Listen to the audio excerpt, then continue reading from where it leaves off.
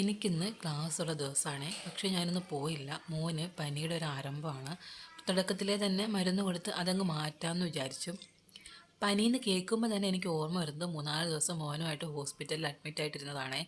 അവനാണെങ്കിൽ നഴ്സുമാരെ കാണുമ്പോൾ തന്നെ കരച്ചിലായിരുന്നു.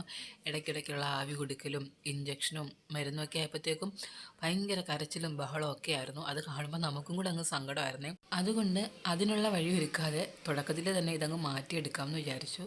മാത്രമല്ല ഇന്ന് രാവിലെ മോൻ കുറച്ച് ലേറ്റായിട്ടാണ് എഴുന്നേറ്റത്. അവന് ഫുഡൊക്കെ കൊടുത്ത് മരുന്നൊക്കെ കൊടുത്തിട്ട് ക്ലാസ്സിന് പോകാൻ നിന്ന് കഴിഞ്ഞാൽ എനിക്ക് താമസിച്ചേ ചെല്ലാൻ പറ്റൂ. അതുകൊണ്ട് അത് വേണ്ട, വീട്ടിൽ മോൻ്റെ കൂടെ തന്നെ അങ്ങ് നിൽക്കാമെന്ന് വിചാരിച്ചു.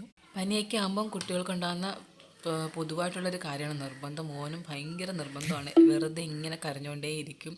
പനിയുടെ അസ്വസ്ഥതയാണെന്ന് എനിക്കും അറിയാം. രാവിലെ ഇന്ന് കഴിക്കാൻ വേണ്ടി ഞാൻ കഞ്ഞി കൊടുത്തു. അപ്പോൾ കഞ്ഞിയാകുമ്പോൾ അവനങ്ങ് കഴിച്ചോളും.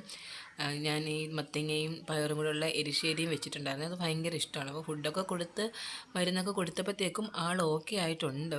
ഇനി കുറച്ച് നേരമൊക്കെ ഇരുന്ന് അങ്ങ് കളിച്ചോളും.